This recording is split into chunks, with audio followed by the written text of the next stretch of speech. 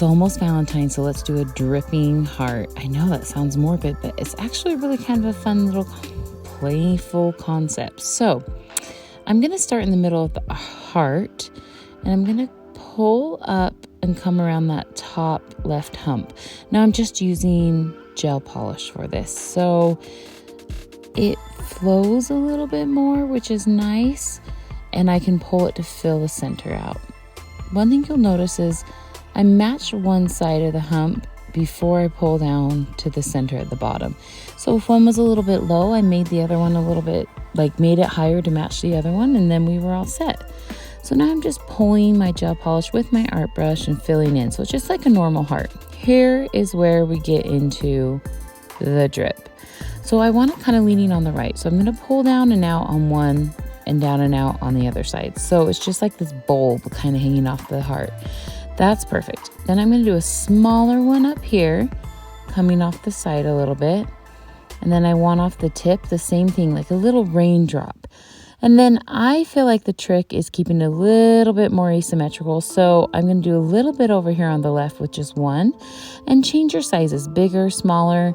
The less symmetrical kind of the better for it to have that kind of artistic flair to it. Now we can cure that in the lamp. Next, we're going to trace it. Kind of makes it more pop art like. Now for tracing, I always like to use a art gel. It bleeds less when you're trying to do fine lines, so you can finish the whole project before curing it. It also tends to be a little more potent in color, so you only have to do one layer. The other benefit is, say you do part of it like this and cure it because you're worried you might mess it up. It's just where you want it. And then you continue on, and if you mess something out on the next section, you could just wipe off that part and you wouldn't have the whole design gone. Now, tracing it isn't necessary, right? But we kind of were going for a pop art look, and the benefit is I can use that black to kind of narrow the neck of the drip if I want to, shadow it a little bit. So not a shabby way to fine tune your art. Also, notice how I'm not just starting on one end and going all the way around.